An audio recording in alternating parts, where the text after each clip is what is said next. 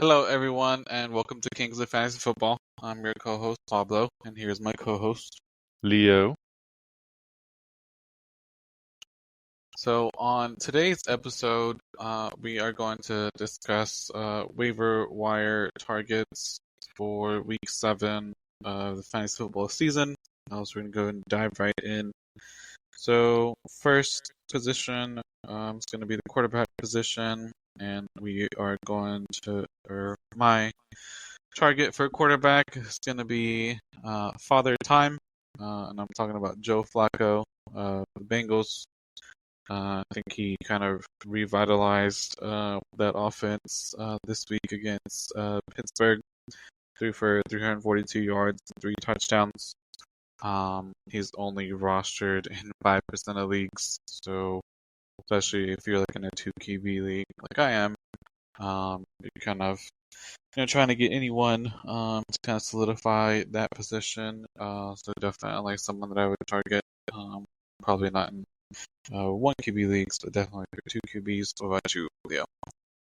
Well, yeah, the first quarterback I'm gonna go diving into the waiver wire for this week is actually gonna be Michael Penix Jr.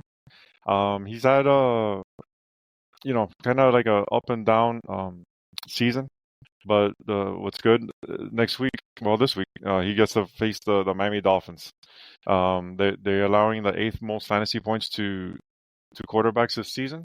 The previous games that Penix has had a favorable matchups, which was against Washington, that they're ninth against the favorable, and also the Tampa Bay Buccaneers. They also, in both of those cases, he allowed over 26.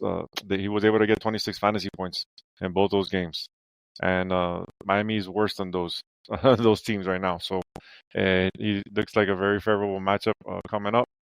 This week also, JJ McCarthy it still looks like he's gonna be benched. So if you're like in a double 2 quarterback league, super flex, Carson Wentz might be an option for you as well. He's been doing that, pretty decent so far. And they've already said that he's gonna be starting this week. And another quarterback with a favorable match. Like I said, these are more deeper leagues and stuff like that. Is Tyrod Taylor. They've already benched Mr. Justin Fields. Looks like he don't even run. He can't be quarterback. So and this week they're playing Cincinnati. So he should have a nice decent game in superflex leagues. Another quarterback that also got hurt was Bryce Young. So if you're really desperate, you can go with the old red rifle and Andy Dalton if needed. And in super deep leagues, I would in Superflex especially, even Dynasty, I will go with Quinn Ewer from the Dolphins. There's been rumblings that they might bench. Well, they already benched the Tua last game after another 3 interception performance, and Quinn looked decent. So that's something for deeper leagues there.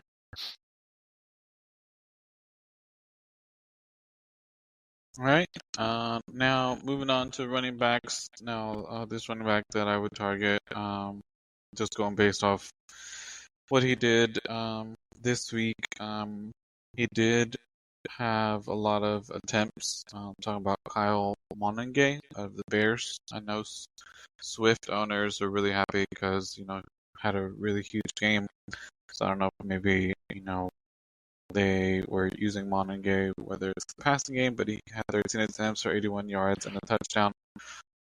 He's only rostered in 4% of leagues. But maybe if Swift were to miss any time, then Monange showed that he can kind of fill in for him. Again, not like a must get, but kind of thinking of the future. If you have a roster spot, who knows? And that was Kyle Monange of the Bears. What about you, Leo? So yeah, definitely. Running backs are getting also watered down. So definitely, being that some teams are coming off buys and stuff like that, or just you want to start looking into getting their backups. running backs and stuff like that. So maybe check Aaron Jones. They're saying that he's been kind of activated, not activated, but due to return from IR soon. So see if someone dropped him by chance. Tyler Algier as well. Uh, just like Penix, that even though Bijan is the man there, but maybe they go so far ahead and then they let Tyler go, run a little bit more. And if he gets hurt, if Bijan gets hurt, then you're a gold mine there. And then also Kenneth Gainwell as well. So further down here, one running back that that I've loved since he's been drafted, and this past week he had a nice game, and that's Brashard Smith from the Kansas City Chiefs. They've been integrating him little by little over these last few weeks. Every week he seems to be getting more and more touches. He is a rookie, so to me, I think he can, if you remember back a few years ago when they had Jerick McKinnon, I think that Rashard Smith can be that kind of player for the Chiefs. And, they have a matchup this week against Washington. So that's someone definitely as a high priority there. Check to see if Trey Benson's there. Even though they're on a bye, I think he has one more game, and then he should be back by week 10. So if he has it, if he's there, you pick him up, put him in the IR. Someone to look at there. Zonovan White, Bam, he's been doing well as well, and then other in a little deeper league formats, you can look for Devin Neal. He's a rookie with the New Orleans Saints. Now that Kendrick Miller is out for the year with a torn ACL.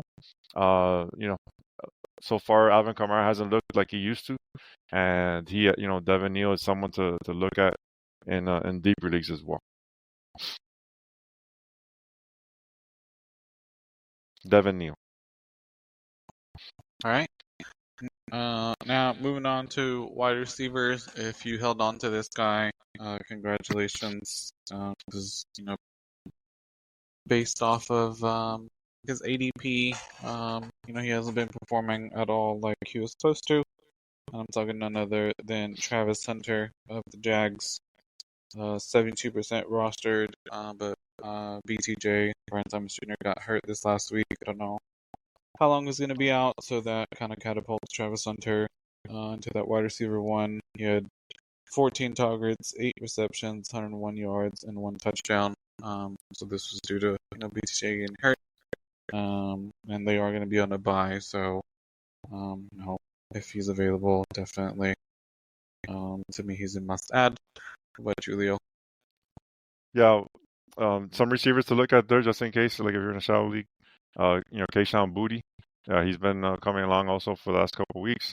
And maybe someone dropped Khalil Shakir, that they were in a bye last week. Maybe you get lucky if he's there. All right, so the receiver that I want to talk about this today is Tez Johnson. He's a rookie receiver with the Tampa Bay Buccaneers. Now that Mike Evans has a broken collarbone, that he last night he broke it on Monday Night Football. Not sure if he'll be able to make it back this year, but at least Tez has looked very promising so far with the Buccaneers. Over these last couple of weeks, he's had a touchdown I think each week, and then he had 4 catches for 58 yards and a touchdown on 9 targets. So someone definitely to look at there. He's a young guy, and he should be available in most of your leagues there. Another receiver to look at is over there in your hometown there with the Texans. I thought Higgins might be the guy, but it looks like Jalen Noel might be a guy to go after there. Nico Collins suffered a concussion, and Jalen Noel came in and produced very well last night for the Texans. He had 4 receptions, 77 yards. He was, and so it's not bad. In the PPR league, it's double-digit points right there. So someone to look at there. Give me 1 second. And also the Washington Commanders have dealt with some some issues with injuries as well. With McLaurin out and now Debo out. So one receiver to look at there is Chris Moore.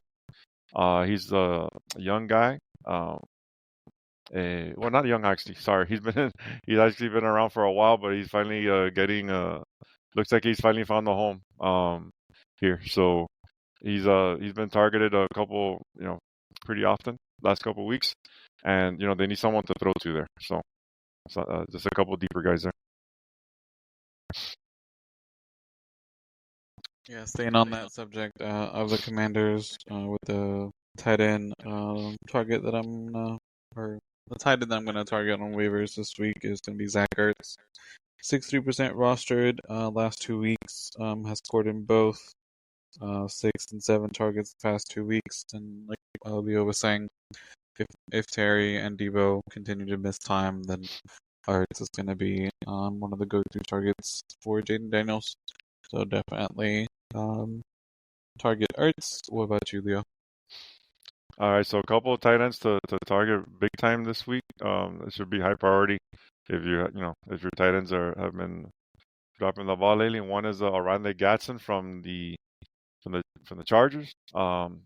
He's another rookie that's coming on these last few weeks. This past week, he he did he had he had 7 receptions for 164 yards and a touchdown. That's pretty not bad right there as a rookie. He's the son of a old Dolphin receiver back in the day, Orlando Gatson. So he's been doing well. And another tight end that, due to all the injuries, Mike Evans, last night, Kate Otten was also the go-to receiver as well. In that offense, Baker Mayfield, he's not afraid to sling it to anybody, and Kate is. All right. And last but not least, moving on to defenses. Defense that I would target this week is the Bills defense because they have a really favorable matchup against Carolina, even though Carolina has been surprising some people as of late. Um, Bills defense is only rostered in 38% of leagues. So who knows? Maybe they'll have finally a good game against the Panthers. So that is the defense that I would target, and then I talked about them earlier this year. I still think they're, um, well, I mean, one of the better defenses, I guess I would say. As far as average and points, haven't done so well the last 2 weeks. I'm talking about the Colts against Arizona, against Chargers. They didn't have that many points, but they have a really good matchup. This week against Tennessee. If you have any questions, you can reach me on X. That would be at ArchReaper, ARCHREAPR. Please like the show, give us a follow, share it with anyone who you think may be interested in fantasy football.